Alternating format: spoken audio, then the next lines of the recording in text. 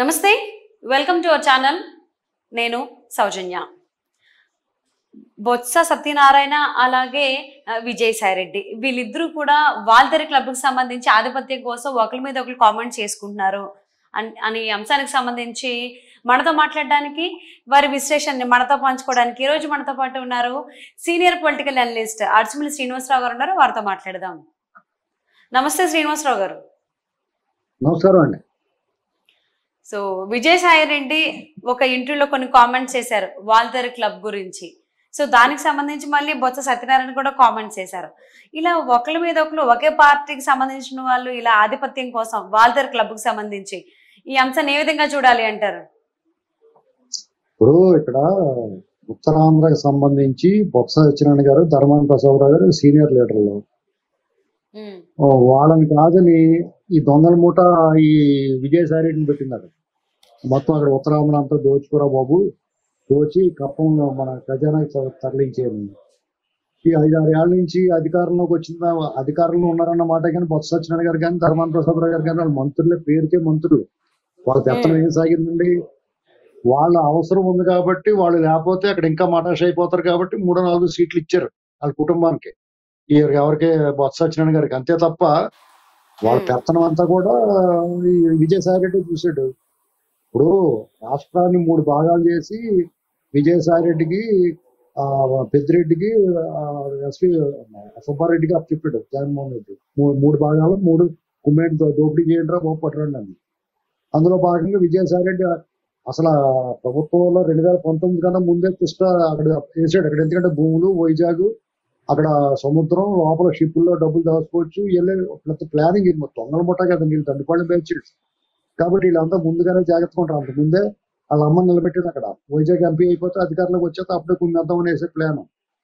తర్వాత ఈ అధికారంలోకి వచ్చిన తర్వాత మొత్తం అక్కడ ఏకంగా ఋషికొండ, గుండు కొరిగేటు కూడా కనపడుతుంది తప్ప ఎర్రమట్టి దెబ్బలు మొత్తం తవ్వుకుపోయారు. అక్కడ ఉన్న భూములన్నీ కబ్జా చేశారు.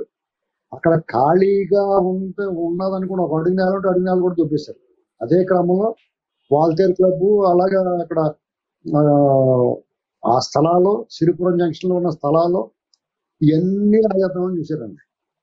అయితే ఎంతో కొంత తిరుగుబాటు వస్తుంది కదా. వీళ్ళు బొత్స సత్యనారాయణ గారు వాళ్ళు కూడా అడ్డం పడ్డారు. ఆఖరికి వాళ్ళకి ఒళ్ళు మండి జగన్మోహన్ రెడ్డి తోటి విభేదం, మీ అందరం అవసరమైతే మేము పోతామని చెప్పుకుంటారు. వీళ్ళు పార్టీ వదిలేస్తామని చెప్పుకుంటారు. అందుకని ఇంకా విజయసాయిరెడ్డిని అక్కడి నుంచి తప్పించారు. రేపు మళ్ళీ అధికారంలోకి వచ్చినారు, మళ్ళీ వదిలేస్తారు అక్కడ. అంటే వీళ్ళు అధికారంలో వచ్చారంటే ఇక మళ్ళీ ఇంక రాష్ట్రంలో ఇంకేం మిగలదు. కాబట్టి ఈసారి ప్రజలు అప్రమత్తం అయ్యారు. ఇప్పుడు వీళ్ళు ఎన్ని వేషాలు వేసినా కానీ వీళ్ళు మళ్ళీ అధికారంలోకి వచ్చే పరిస్థితి ఉండదు. ఇక విజయసాయిరెడ్డి అలాగే నెల్లూరు వెళ్ళాడు, అక్కడి నుంచి అంటే జైలుకు పోతాడు రేపు. ఏమైనా వీళ్ళ బరితెగింపుకి, ఈ దోపిడీ దొంగతనాలు చేయడంలో అసలు సిగ్గుపడకపోవడానికి, అసలు మొహమాటం లేకపోవడానికి మనం మెచ్చుకోవాలి. ఇప్పుడు దొంగోడు రాత్రుళ్ళు జాతర ఒంటికి మసిరి రాసుకుని ఆమోదం రాసిన వస్తాడు ఎవరికీ కనపడకుండా. వీళ్ళు డే లైట్ రాబడి పట్టపగలే దోపిడీ చేస్తారు. ఆ విషయంలో వీళ్ళు మెచ్చుకోవాలి. ఎందుకంటే ఎక్కడ కూడా మొహమాటం, సిగ్గు ఏమీ పడకుండా దొంగతనం చేస్తారు. ఎదటోళ్ళు దొంగలు అంటారు, వీళ్ళు కబ్జా చేస్తారు, ఎదటోళ్ళు కబ్జా చేశారంటారు. ఇలాగా వీళ్ళు ఏం చేసినా ఎదటోళ్ళు నన్ను చూడండి ముఖం మీద నుదుటిపై చిన్న ఘాటు పెట్టుకుని ఎదటోళ్ళు ఎవరో చేసేసారని ఆ పిల్లల్ని పట్టుకుపోయారు. ఇంత బరిదెగింపు, అబద్ధాలు బరిదెగించి వాళ్ళ బాబాయ్ని చంపేసి కుండిపోటు అన్నారు పొట్టలతో వేసేసి. ఆ కోడిగతి సీన్ డ్రామా ఎంత చేశారు చూసాం కదా. వీళ్ళ చూత అసహ్యం వేస్తుందండి వీళ్ళు డ్రామాలు చూస్తుంటే. కొమ్ములు తిరిగిన, చెయ్యి తిరిగిన రచయితలు, కాల్పనిక సాహిత్యం రాయగలిగిన వాళ్ళు రాయలేకపోతున్నారు. వీళ్ళ ఊహల మించి వీళ్ళ కథలో ఉంటున్నాయి, వీళ్ళు చెప్పే కథలో. అలాగే నటన కూడా మహా నటులు, నవరస నటన సార్వభౌములు మించి నటిస్తున్నారు వీళ్ళు. ఇది పరిస్థితి. ఏమైనా విజయసాయిరెడ్డి పేరుతో తాత్కాలికంగానే వదిలింది వైజాగ్. వైసీపీని కానీ కనీసం వాళ్ళు 2వ స్థానంలో కూడా ఉండకూడదు, సమీప ప్రత్యర్థిగా ఉండకూడదు. మీకు వీళ్ళతో పోటీ చేసే వాళ్ళకి మధ్య కనీసం 50-60 వేల ఓట్లు తేడా ఉంటేనే ఈ రాష్ట్ర ప్రజలు వీళ్ళని తిరస్కరించినట్టు. వైసీపీ ఓడిపోయినంత మాత్రం తిరస్కరించినట్టు కాదండి. డిఫాల్ట్లు రాకూడదు, చిత్తుగా వాడాలి. ప్రజలందరూ దానికి సిద్ధంగా ఉన్నారని నేను అనుకుంటున్నాను. అంటే నెల్లూరు నుంచి పోటీ చేస్తూ విజయసాయిరెడ్డి వాల్తేరు క్లబ్ ని స్వాధీనం చేసుకుంటాను అనేటువంటి మాటలు అనడం, దానికి సంబంధించి మళ్ళీ బొత్స అది నేను ఉండగా జరగనివ్వను అనడం, అంటే ఇది ఖచ్చితంగా ముదిరింది అనుకోవచ్చా వీళ్ళిద్దరి మధ్య ఉన్నటువంటి వివాదం అనేది? ఇది వ్యక్తిగతంగా మా ప్రాంతంలో మా పొట్టలో నువ్వు ఏలాడుతున్నట్రా అన్నట్టుగా ఇప్పుడు ఆ పొట్టలో ఏలాడితే సీఎం కొట్టకుండా ఉంటారా? పొట్టలో ఏలు పెడితే చీమే కొడుతుంది కదా. బొత్స సత్యనారాయణ గారు మాత్రం ఎందుకు ఊరుకుంటాడు? ఆఖరికి నాలుగు నోరులు ఎగుతుంది ఎలక్షన్ కాబట్టి, ఎలాగే జగన్మోహన్ రెడ్డి ఓడిపోయేలా ఉన్నాడు కాబట్టి. లేదంటే వాళ్ళు ఉన్నాడు 5 ఏళ్ళు ఎంపీ గారు బొత్స సత్యనారాయణ గారు మాత్రం ఆయన చాలా మంచోడు.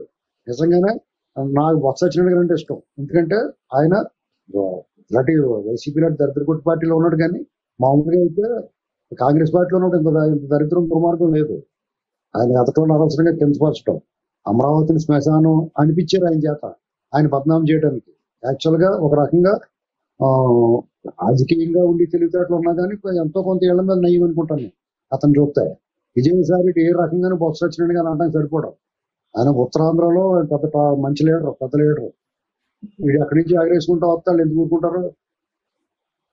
నెల్లూరు అంటే విజయసాయి రెడ్డి వైజాగ్ నుంచి నెల్లూరు వెళ్ళిపోవడానికి తెర వెనుక బొత్స సత్యనారాయణ చాలా రాజకీయాలు చేశారు అనేటువంటి అభిప్రాయంలో విజయసాయి రెడ్డి ఉన్నారు అని చెప్పి అంటున్నారు. ఇది ఎంతవరకు వాస్తవం అంటారు? నిజంగానే బొత్స అలాంటి రాజకీయాలు చేశారా?